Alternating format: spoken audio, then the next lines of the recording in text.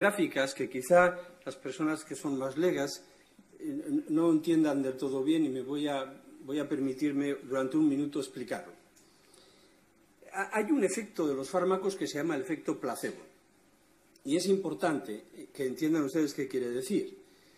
Les voy a poner un ejemplo de efecto placebo. Cuando yo tenía 8 o 9 años me salieron unas verrugas en las manos y mi abuela me dijo: te voy a quitar esas verrugas. Yo creía que iba a coger unas tijeras y me las iba a cortar. Me dijo: coge este garbanzo y por la noche sales al patio y lo tiras al pozo. Y mañana no vas a tener verrugas. Y yo al día siguiente no tenía la verruga, se había caído.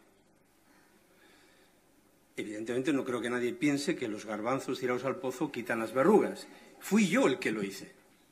Fui yo porque creía a mi abuela. Eso es un efecto placebo. ¿Cómo se mide cuando se hace investigación el efecto placebo? Se mide de la siguiente manera. Yo a una persona le doy paracetamol, le doy un termalgin o lo que sea, y a otra persona le doy un comprimido igual, pero en el que no he puesto paracetamol.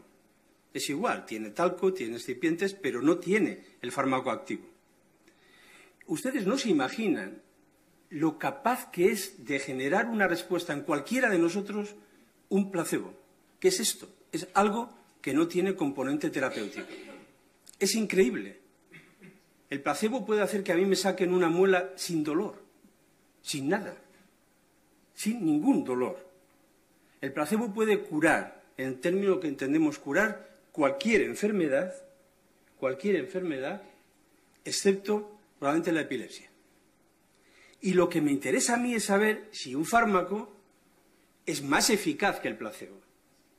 Usted pone en marcha el efecto placebo cuando usted va a la consulta de alguno de los médicos que han estado aquí y ustedes entienden que este médico o este médico va a poner en marcha un procedimiento para que usted esté menos enfermo.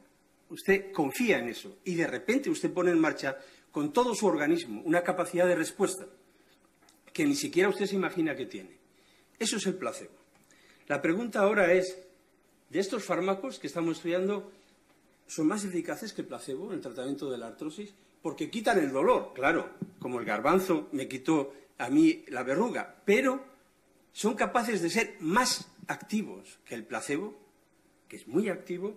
Pues fíjense ustedes, en estos estudios con paracetamol, estos son distintos estudios que se llaman ensayos clínicos, excepto este, que es un pequeño artefacto porque forma parte de este anterior.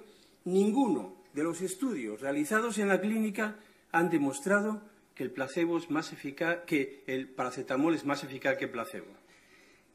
Esto que ven aquí ustedes en negro significa que en el experimento ha sido un poco mejor, pero nosotros hacemos esta raya y esta raya cuando cruza esta línea vertical quiere decir que en el experimento puede haber salido un poco mejor, pero que no podemos sacar conclusiones para usted, que es el paciente que va a venir después de comercializar el fármaco a la consulta.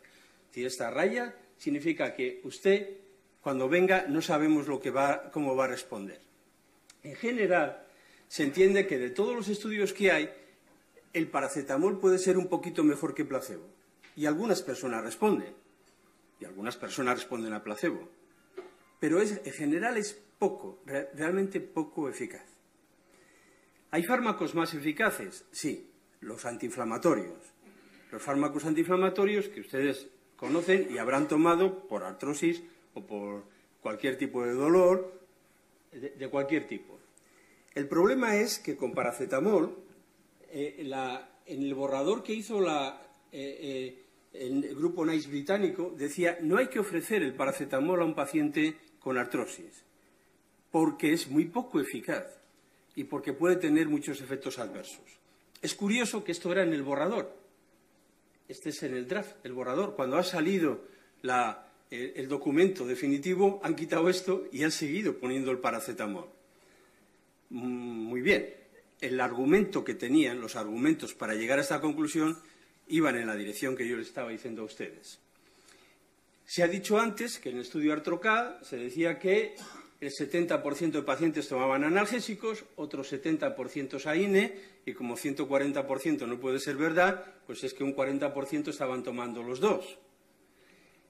Primero, el 60%, casi todos los que toman AINES tienen que tomar un protector gástrico, con lo cual el coste se suma. El coste se suma y ¿usted cómo se siente? Pues el 65% de ustedes se sienten insatisfechos. Ni con paracetamol, ni con los antiinflamatorios no esteroideos. No están a gusto. No entienden ustedes que eso les está ayudando a controlar su enfermedad. Así que puede ser verdad esto que yo estaba diciendo, que la mayor parte de ustedes esto no va a servir o va a servir muy poco. Teniendo unos medicamentos que se utilizan mucho y unos medicamentos cuya eficacia es bastante discutible, a mí como farmacólogo clínico me importa algo más hacer un análisis ahora, en estos contextos, de la seguridad. Porque ustedes están recibiendo estos fármacos teóricamente porque los son beneficiosos.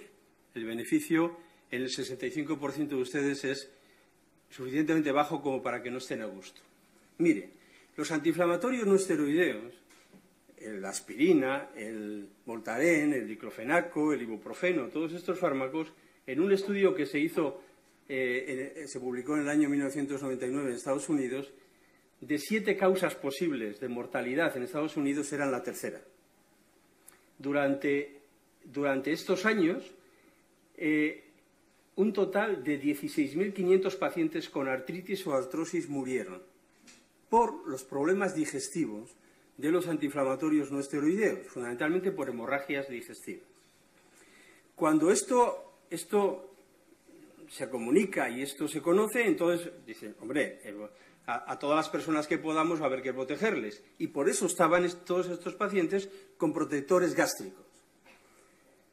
El problema es, ¿realmente hemos controlado esto? ¿Y realmente este era el único problema que tenían los antiinflamatorios no esteroideos? Pues no, señor. Las organizaciones internacionales, disculpen porque está en inglés, pero lo he traído para que no diera la impresión de que era yo el que lo decía, se lo traduzco, dice, prácticamente todas las guías realizadas hasta ahora, dice, han olvidado los problemas cardiovasculares que generan los antiinflamatorios no esteroideos y se han centrado solo en los digestivos. Dice, hay una reducción en el uso de los antiinflamatorios porque tienen un potencial, además de para causar problemas gastrointestinales, para causar problemas cardiocirculatorios, que son los grandes olvidados. Les voy a poner un ejemplo. En este estudio, que se publica en una revista de enorme prestigio, como el British Medical Journal, concluyen lo siguiente.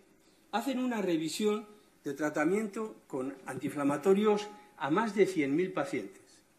Y algunas conclusiones que hay son verdaderamente preocupantes. Por ejemplo, con algunos antiinflamatorios como Rofecoxib, que produjo un 200% de riesgo de infarto, que conllevó que este medicamento, después de forrarse la industria, se retirara del mercado. Con ibuprofeno tiene mayor riesgo de problemas cerebrovasculares, de ictus, por ejemplo, de un 336%. Con diclofenaco tienen un riesgo de muerte cardiovascular aumentado en casi un 400%. Con esa eficacia pobre que veíamos antes, aunque los AINE tienen más eficacia que el paracetamol. ¿Y estos problemas? ¿Y ese beneficio que hace que ustedes no estén a gusto con el tratamiento? ¿Merece la pena todo este riesgo? Mire, en Estados Unidos, los pacientes con infarto de miocardio, a los que les habían dado tratamiento con antiinflamatorios, tienen al menos 2 veces un riesgo de muerte cuando usan antiinflamatorios. Y no es que tengan que estar 7 años, Esto es la primera semana de tratamiento. Excepto quizá el ibuprofeno, todos los demás antiinflamatorios tienen riesgos cardiovasculares que pueden hacer llevar a que los pacientes mueran. Y los pacientes que tienen, esos eran pacientes que tenían previamente, como dice aquí, pacientes con un infarto de miocardio previo. Los pacientes que han tenido antes insuficiencia cardíaca, pues tenemos que se pueden hospitalizar y fíjense ustedes que nuestro ibuprofeno, que es de los considerados más inocuos, pues aumenta un 40 o un 50% el riesgo de hospitalización por una insuficiencia cardíaca o riesgo de hospitalización por un infarto de miocardio.